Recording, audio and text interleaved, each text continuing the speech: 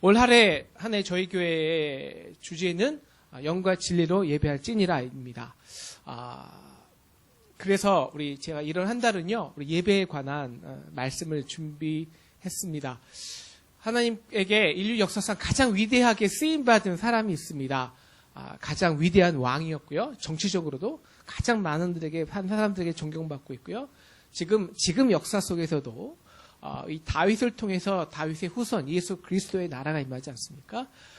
그의 약속대로 그래서 그의 왕국은 정말 보통 왕국은 자기가 죽으면 끝인데 다윗의 왕국만큼은 그 왕국이 그리스도의 후세 예수 그리스도를 통해서 영원히 지금까지 있는 것입니다. 바로 그 다윗이죠. 하나님께서 다윗을 그토록 축복해 주신 이유는 딱 한 가지뿐이 없습니다. 그가 예배에 성공했기 때문이죠. 온전한 예배제였기 때문입니다. 우리가 기도하기는 2017년 다윗같이 온전한 예배자가 되어서요.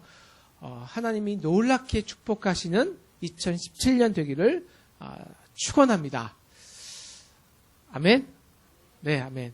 네, 우리 이제 다윗이요 드디어 온 이스라엘의 이제 왕이 된 겁니다.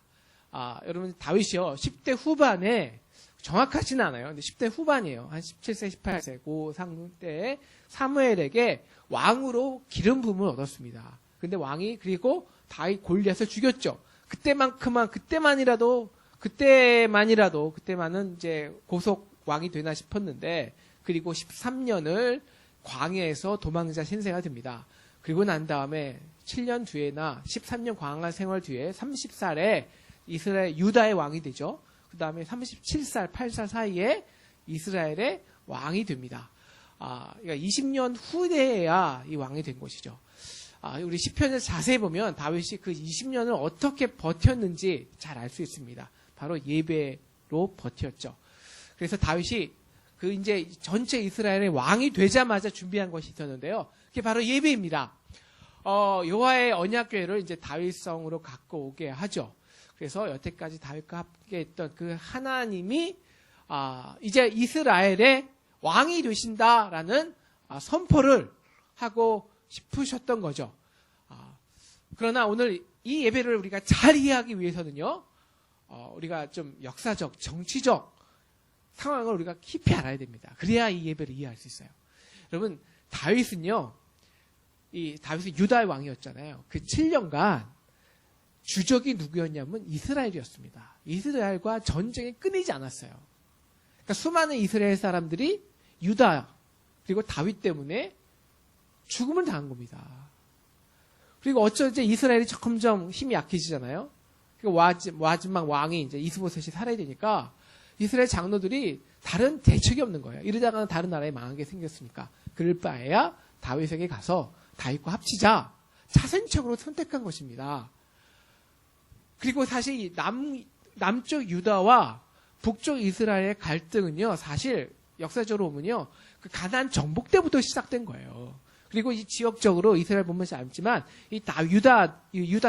유다하고요, 그 북쪽 이스라엘은 요단강과 산지로 가려막혔기 때문에 우리 경상남도, 전라남도가 이렇게 지역적으로 산지로 이렇게 가려막혀 있잖아요. 그래서 갈등이 깊어지잖아요. 마찬가지예요.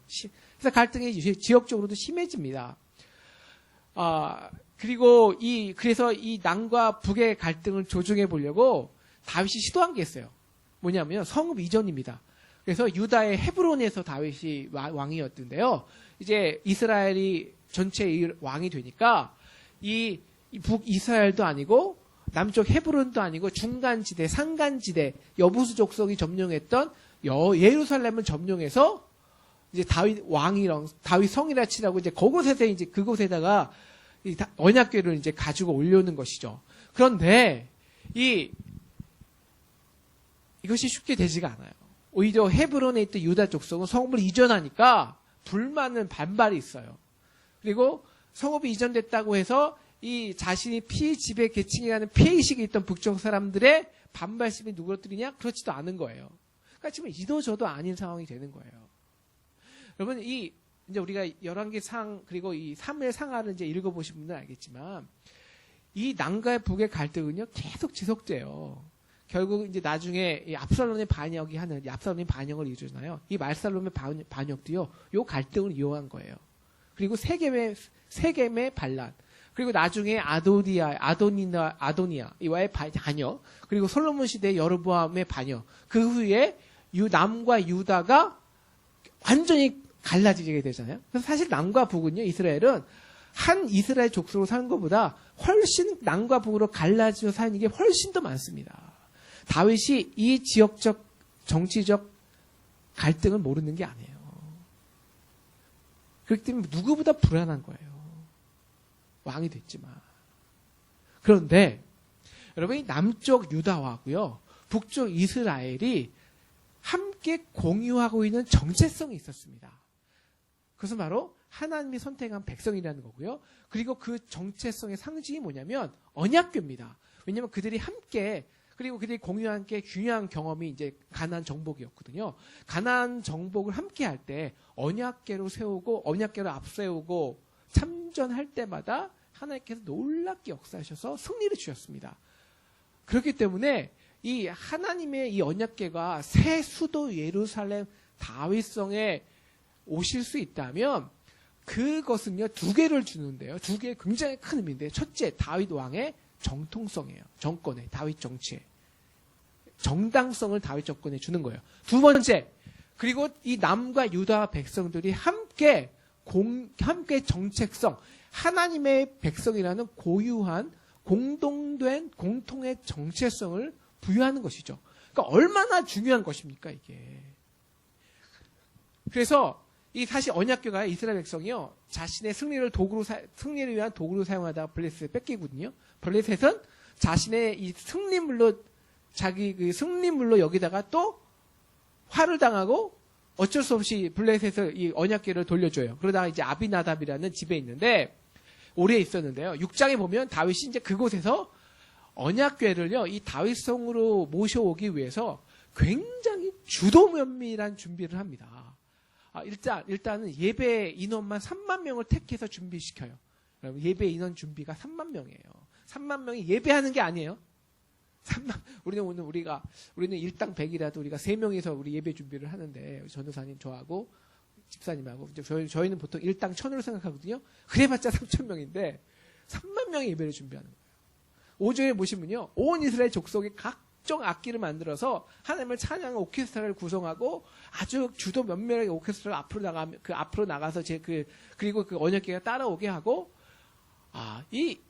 사실 이것은요, 겉으로 보기에는 하나님의 임재를 경험하는 예배입니다. 근데 더 중요한 것이 있어요. 이것은요, 다윗이 새 수도의 통일 왕으로 왕위 즉위식을 하는 겁니다. 굉장한 정치적 행위였다는 거예요. 종교적 행위 전에. 그런데 이제 여기서부터 중요합니다. 근데 다윗은요, 예기치 않은 사건을 딱 마주치는 거예요. 정말 예기치 않은 사건이에요. 어떤 사건일까요? 네, 읽어서 아시겠죠? 무슨 사건일까요? 우사의 사건이죠. 갑자기 이제 여호와의 궤를 메고, 궤가 이제 소가 끌고 가는데 속에 막 딱딱 뛰는 거예요. 그러니까 궤가 떨어지겠죠? 당연히 딱 이렇게 떨어지지 말고 손을 딱 댔겠죠? 근데 그거 하나님께서 진노하신 거예요. 그게 자연스러운 거 아니에요? 당연히 제사장이니까 여호와의 궤를 막고 있는 입장에서 그거 떨어지면 안 되잖아요. 근데 그것 때문에 하나님이 진노하셔서 우사를 죽이신 거예요. 근데 이것은 문제는 우사의 죽음이 아닙니다. 하나님이 진노하신 건데요. 그것은 다름 아니라 다윗이 이렇게 공들인 예배를 기뻐하지 않는다는 거고요. 이것은 뭐냐? 통일 왕으로서의 왕이 즉위식이 망친 거예요. 정치적 위험만 커진 겁니다. 얼마나 준비했는데요. 다윗이 화가 났을까요? 안 났을까요? 여러분이라면 화가 났을 것 같아요? 안 났을 것 같아요? 여러분 이때 말씀해 주시면 제가 굉장히 민망하지가 않아요. 진짜로 여기 한번 와보시면 알아요. 자, 화가 났을 것 같아요? 안 났을 것 같아요? 8절 보실까요? 8절 보여주시면, 네. 다윗이 분했다고 합니다. 화났어요. 왜 하나님께서 그렇다고 우사를 죽이기까지 하셨을까요? 여기서는 다윗과 우사의 둘 다 문제가 있는데요. 첫째, 이것은 하나님 명령하신 방법이 아닙니다. 우리 민수기 14장하고 출애굽기 25장을 보면요. 이 하나님의 궤는요, 소가 동물이 끌 수 없어요. 반드시 고앗 자손이 매야 되는데, 이것은 하나님이 거룩한 임재를 상징하기 때문에 어떤 사람도 만지거나 그 안을 들여다볼 수 없습니다. 그럼 바로 죽임을 당해요. 그리고 궤를 멜 때도 봉우를 사용해서 사람의 봉을 어깨에 감싸서 터치하지 못하도록 해놓은 거예요. 근데 다윗이 왜 이 명령대로 하지 않았을까요? 다 하나요. 이 율법을 다 확인하고 이 명령대로 하기에는 너무 챙겨야 될 게 많은 거예요. 너무. 그래서 나름 정석껏 세수를 만들긴 해요. 그래서 보다 안전하고 효과적인 방법으로 다윗성으로 옮겨요. 하지만 이게 더 중요한 문제였죠. 이게 더 중요한 문제죠. 백성에게 그 정치적인 의미를 부여해야 하는 것, 이것이 훨씬 더 중요한 문제였기 때문이에요. 그래서 진정한 예배의 의미, 하나님께서 지금 우리에게 임재해보다는 그것이 상징하는 정치적인 의미적 예배가 훨씬 중요했기 때문에 신경을 못 쓴 거예요. 자, 두 번째 하나님의 우사에게 진노하신 이유가 있어요. 이것은요, 자, 무서운 종교적 습관이 담겨있기 때문입니다. 율법에는 절대 궤를 손으로 만지지 못하게 해요. 그런데 이 우사의 직업이 뭡니까? 대제사장이죠. 그러니까 이 언약궤를 관리하다 보니까 자기도 모르게 손을 댈 수도 있잖아요. 그러니까 나도 모르게 습관이 된 거예요. 근데 그러니까 언약궤가 이게 소가 뛰잖아요. 그러니까 나도 모르게 하고 갔잖아요. 하고 간 게 하나님이 진노하신 거예요. 왜냐하면 이 간 손이 그만큼 습관적인 반복이 담겨 있다는 거예요. 그래서 진노하셨던 거예요. 하나님이 함께 하신다는 그 어떠한 감격과 감사함 그리고 두려움이 없었다는 것이죠. 단지 종교적 책임을 다하는 습관적이 기능적이었다는 것이죠. 오늘 현대에서도요, 많은 크리스찬들이 우리 주일 예배를 이렇게 종교적 관습으로 습관으로 보는 경우가 많이 있습니다. 그냥 주일 예배 드렸으니까 나는 습관 책임 다 있다는 것이죠. 하나님이 어떻게 임재하시고 어떻게 우리와 함께 하시고 그래서 우리에게 어떤 감격과 감사와 기대를 하지 않아요. 그냥 오는 거죠. 습관이기 때문에. 근데 다윗이 우리가 배워야 될 게는 다윗은 참 깨달음을 잘 깨달아요. 이게 다윗이 배울 건데요. 자, 다윗이 깨달은 것이 있었어요. 이 우사 사건을 통해서. 여태까지 자기가 준비한 예배는 진정한 예배가 아니었다는 거죠. 그러니까 나를 위한 예배였다는 거예요. 그래서 우리 9절을 보시면요. 다윗이 구체적으로 변화한 것이 있어요. 그것은 맨 처음에 분노했는데요. 이 분노가 뭘로 바뀌냐면요. 두려움으로 바뀌어요. 여러분 왜 우리가 분노합니까? 뜻대로 안 되니까 분노하죠. 화나죠. 열심히 준비했는데. 우리가 왜 실망합니까? 우리가 이렇게 정성을 다해서 예배 준비했는데 이렇게 헌금도 많이 드리고 예배를 했는데 이게 예배를 통해서 내가 원하는 것이 해결되지 않는 거예요. 문제가 더 악화되는 거예요. 그런데 지금은 두려워해요. 왜요? 다른 거 다 떠나서 정말 하나님이 임재하는 사건이니까요. 내가 여호와 앞에 서는 것이니까요. 여러분 우리가 정말 이 예배가 우리가 하나님 여호와 앞에 서는 것이라고 생각해 보세요. 여러분 두렵지 않겠습니까? 우리 정말 기도하기는요. 오늘 2017년 예배하는 토기장의 집에서 예배하는 저와 여러분이 이 하나님 앞에 선다는 두려움과 경외의 심으로 예배하기를 축원합니다. 여러분 이게 정말 축복이에요. 여러분 오늘 다윗의 예배는 이 두려움이 어떻게 진짜 다윗의 그 춤과 기쁨으로 바뀔 수 있는지를 구체적으로 보여줍니다. 변했기 때문이에요. 그 전에는요 자신의 목적과 아젠다가 있었어요.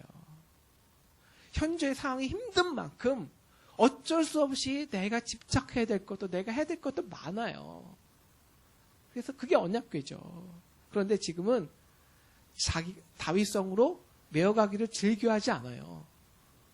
자기 상황을 내려놔요. 자기 집착 내려놓는 거예요. 대신에 기다려요. 3개월을 기다리는데요. 여러분 이 3개월은 쉬운 시간이 아니에요. 특히 정권의 초기에서 3개월은 쉬운 시간이 아니라니까요. 그리고 하나님이 하신 일들을 바라봐요. 그래서 12절에 보면 하나님께 언약궤가 있던 오베데돔의 집이 축복하셨다는 말고 그제서야 기쁨으로 언약궤를 메고 그리고 사람을 메죠. 하나님의 말씀대로 사람을 메고 다윗성으로 올라갑니다. 그리고 기다림 후에 다윗이 드리는 두 번째 예배가 있어요. 여러분 우리 두 번째 예배 14절 잠깐 보여주시고요. 14절 그리고 다윗이 여호와 앞에 그리고 16절 보여주세요. 16절 보여주시고요. 다윗이 여호와 앞에서 뛰놀며 17절도 보여주시고요. 17절이 그것을 위하여 여호와 앞에 드리고 18절 보시고요. 여호와의 이름으로 백성에게 축복하고 21절 보여주시고요. 자, 여호와 앞에서 한 것이라 바뀐 게 있어요. 단지 중요한 건 아무것도 중요하지 않아요. 백성들의 상황, 정치적인 목적이 아니에요. 여호와 앞에서예요. 여호와 앞에서. 여러분 우리도 참 상황이 어렵잖아요. 우리의 삶이. 상황이 다윗만큼 이 시대가 어려워요. 그만큼 필요한 것도 많아요. 원하는 것도 많아요. 그런 만큼 우리가 주도적으로 해야 할 것이 많아요. 집착이 돼요. 우리가 그렇게 일하면요. 과연 우리의 문제가 다 해결될까요? 우리가 뭐 사회과학이나 인문학이나 다 공통적으로 많은 게 있어요. 내려놓을 때 문제는 해결돼요. 내려놓을 때. 근데 우리 상황이 그냥 자연적으로 내려놓을 수 있는 상황이 아니잖아요. 여러분 중요한 게 있습니다. 예배는요. 우리가 의도적으로 우리의 아젠다와 또한 집착을 잠시 중단하는 겁니다. 그리고 하나님의 일하심, 임재를 주목하기 위해서 따로 떼어놓는 시간입니다. 여러분 그것은요 꼭 하나님의 예배 시간에 임재한다만은 그것이 아니에요. 솔직히 현대 생활이라는 것이요. 그리고 한국 생활이라는 것이요. 한국에서 산다는 것이 우리로 하여금요 끊임없이 무엇인가를 해결하게끔 해요. 끊임없이 일에 집착하게끔 해요. 이런 구조예요. 이것이 우리에게는 너무 고질적 습관이 되었기에 우리가 하나님 앞에 선다는 이 의도적인 중단의 시간이 없다면 우리는 언제나 이 고질적 습관 앞에 우리를 매몰시킨다는 거예요. 그래서 우리는 의도적으로 거룩한 장소 그리고 두려운 시간을 통해서 나의 주도적인 일상의 삶에서도 이 거룩한 장소와 두려운 시간을 통해서 의도적 중단의 시간을 내려놓는 거예요. 그리고 하나님의 임재를 경험하는 거죠. 이런 시간도 없다면 우리가 일상의 삶에서 하나님을 경험한다는 것은 가능하지 않아요. 그런 후에 오늘 다윗의 예배는요. 이 하나님의 앞에 선다는 경외심과 두려움이 정말 형언할 수 없는 기쁨과 감격으로 바뀌어요. 바로 그래서 어떻게 해요? 내 안에 역사하신 하나님을 경험하기 때문이에요. 이게 예배의 핵심이에요. 여러분 다윗의 상황이나 우리의 상황이나 마찬가지입니다. 지금 우리의 세상의 문제가 너무 위중하고 사실적이고 골질적이에요. 또 적들은 세요. 그런데 그 세상에서 이 암울한 정치 상황, 경제 상황, 이 삶의 현장에서 정말 하나님의 임재, 하나님의 일하심을 우리가 볼 수가 있나요? 경험하기 쉽나요? 보이지 않아요. 그래서 더 나만 바빠져요. 내가 할 것만 많아지니까. 내가 다 해야 될 거니까. 그래서 우리도 우사의 예배를 그리고 그 전에 다윗의 예배를 드리는 거예요. 오늘 다시 다윗은요. 주도권을 내려놓아요. 그리고 요 앞에 섭니다. 그리고 깨닫는 거죠. 사실 지난 20년간 그의 삶은요. 정말 두려움과 광야의 연속이었어요. 13년 동안요. 광야에서 자신을 죽이려는 이 사울 시대에서 도망자의 삶을 살았습니다. 몇 번 아니면 수십 번 죽을 고비를 광야에서 넘겼어요. 정말 수많은 적과 싸워야 했습니다. 그러니까 그럴수록 다윗이 집착할 수밖에 없는 거에 있어요. 집착할 수밖에 없는 게 뭘까요? 생명이에요. 자기 생명. 지금 자기 생명 유지할 수 있는 상황이 아니잖아요. 그리고 인간에게 이 자기 생명에 대한 애착 집착만큼 내려놓고 힘들고 강력한 게 어디 있겠습니까? 근데 만약에 다윗이요. 그 광야 생활에서 자기 생명만 집착했다면 과연 그가 왕이 될 수 있었을까요? 아니 그가 지금까지 살았을 수 있었을까요? 아니요. 하나님이 그 광야에서 다윗에게 훈련시킨 것이 있습니다. 그것은 예배예요. 예배는 다른 것이 아니라 그 자신의 생명을 빼앗아가는 그 엄청난 광야의 현실에서도 하나님의 임재를 경험하는 거예요. 그것은 다른 것이 아니라 자기를 죽일 수 있는 자기를 죽이려 하는 사울을 몇 번이라도 죽일 수 있었지만 기회가 있었지만 그것을 내려놓는 거예요. 그리고 하나님이 하시도록 기다리는 거예요. 이게 예배잖아요.